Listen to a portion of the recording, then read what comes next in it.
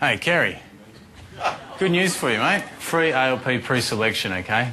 As part of working at the ABC for so long, it's a reward. No, you can keep them. You don't want... We don't want it? You can keep them. Come on, look on the bright side. If you join the ALP, their caucus, you'll actually speak to Kevin less than on your current job. Oh, no! Come on, OK, it's time to join up. Lovely. What am I meant to do with it? Probably run against the minister or something like that. Standard ABC procedure, basically. Hang on a second. Hang on, stop this.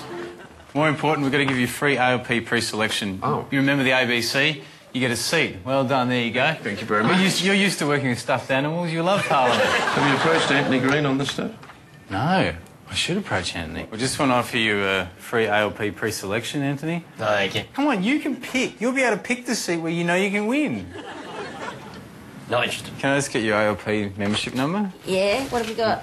No, what's on your card, your membership card for the ALP?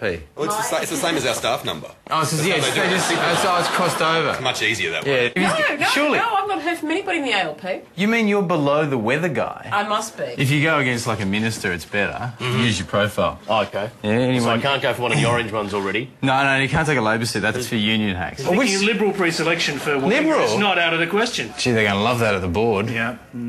Suck up. We'll give you a better office. No. No? I don't think so. You don't want to join? No?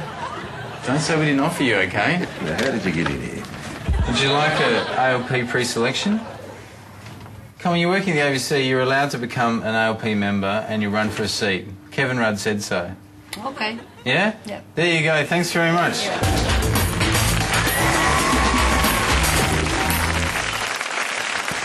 Australia's workplace relations system has been sullied by union propaganda, so we've spent millions on some government propaganda. It costs lots of money to stick signs in letters, and don't even start me on the price of red texters and staplers. We spent $5 million to replace the word work choices with words like information, help and advice, and another $2 million to write this phone number on a cardboard box. Australia's workplace relations system, always adapting to make the Prime Minister's job more secure. It cost them another $1 million just to have me say this bit.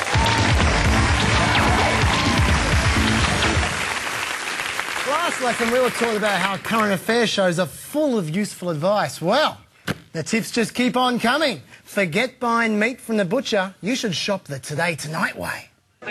On the outskirts of most towns and cities in Australia, you'll find the local sale yards. And there is absolutely nothing to stop you saving a bundle. Buying meat this way will save you thousands. That's certainly how we run our kitchen. Andrew, can you pass a steak? Yeah, sure. I mean, it's cheap and convenient. I don't know why everybody doesn't cook this way. Delicious. On to today's lesson now. Now, current affairs shows they got to fill up 5 episodes a week with drama, outrage and ethnic vilification. But sometimes the stories aren't there, so how do you make something out of nothing? The answer is you find a desperate angle. For example, let's say you're Today Tonight reporter Letitia Gibson. Now, she was sent off to do a story about a supposed miracle family. And boy, when it comes to scraping the bottom of the barrel, Letitia went straight through the cellar floor. George and Lena say God handpicked Mike from birth. This picture taken when he was just 6 months old, they say prophetic in its similarities to this famous rendering of Jesus. Oh, I see. You hold up a finger and that makes you Jesus. You know what that means? Cricket umpire Steve Bucknor is also Jesus. Well, let's go now to reporter Paul Macon. Now, Paul had to track down a mystery woman who failed to claim her lotto winnings from the newsagent. Paul was struggling, but he managed to pad out his search with an interrogation worthy of Sherlock Holmes. So, who is she? Maybe the main street name gives us a clue. Dora Street. Dora. What about Doris? We have no way, we don't know. Dolores? Diana. Maud. Maud's a nice name, but... Mabel. Zeta. Zeta? Zola. Congratulations, Paul. That is 14 seconds saying a series of random names. If that's not primetime TV, my name's not Andrew, or Derek, or Gordon, or Neville, or Brian, or Laura. Oh, Jesus. God damn. Stop it! That really hurt. That was meant to be a sugar glass bottle that's supposed to break on your head. Instead, it nearly fractured my skull. Didn't quite work. But every now and then, Today Tonight has a terrible lapse and they accidentally cover some news. Oh. Like after the Virginia Tech shooting. And how desperate were they to get someone, anyone, even vaguely connected to the incident, this desperate? Where were you when the shootings began? Not too far away, but far enough away that I couldn't hear the actual gunshots. And when did you first discover the magnitude of what was going on? Probably when I switched on the TV at like 10:30 in the morning. Oh, that woman found out only an hour and a half after I did. Yeah. She's currently receiving counselling for post-TV watching stress disorder. No, but even if you do get hold of the right interview subject, sometimes you just can't get anything out of them. Poor reporter Peter Stefanovic. Oh, what a valiant effort he made to wring grief out of this man who narrowly escaped a boating accident. What's it like being here now? Is it particularly chilling for you? Not really. Heart-rending display. Finally, what do you do if you're trying to run a story about models being too thin, but all you've got are these pictures of normal models? Now, admittedly, they are quite thin, but not nearly as thin as they were when Today Tonight was finished with them. Reston went from this to this to this. Sorry, can we look at those pictures again? Yes, the wonders of Photoshop. Now, there's the real ones on the left and Today Tonight's on the right. Instant ribs. That story brought to you by reporter Rowan Wen.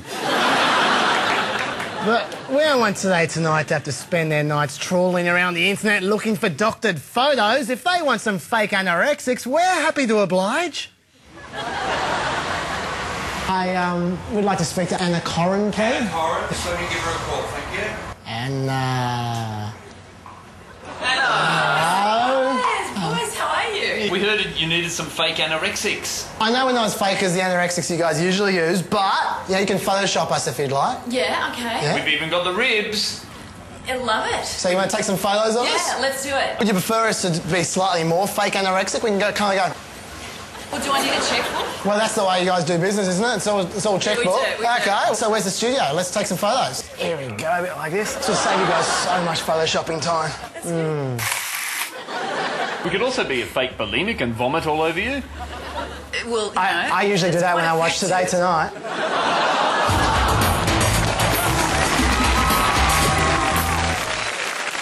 This week on Big Brother. Big Brother's got a secret. He won't tell Emma about her dead father. Secret. Or about her dead mother. Secret.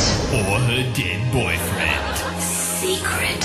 Or that in 12 months' time she'll be hosting chook raffles in Launceston. That's not such a secret. Big Brother. Big assholes.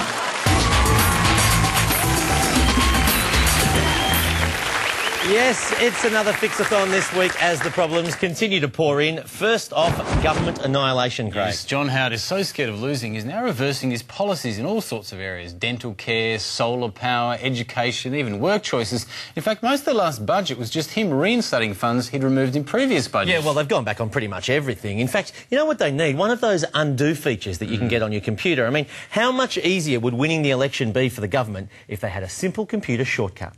You guys seem to be backflipping on everything in an attempt to become popular. You're undoing... No. Well, you've been undoing all your policies, so we thought to try and make you guys a little bit more popular, we'd give you a shortcut. Here we go. Control Z, right? Press that, you can undo anything the government's done. Any political gaffe, any policies that aren't popular, bang. Look, we're just adjusting things as necessarily required. Come on, work choices, undo, dental care, undo. If you press this enough, you could actually get education funding back to where it was in 1996. Well, tell me which policies you want me to... It can undo anything you want. I mean, it might even be handy just to have it around when Bill Heffernan's around, you know? I don't think I'm interested. That's what the government needs. Come on, man. No. Don't you want to get re-elected? I've got a whole heap of keys here. Yeah, but this government needs a really big undo. You press all the buttons, don't you? Well, we try to do what we can.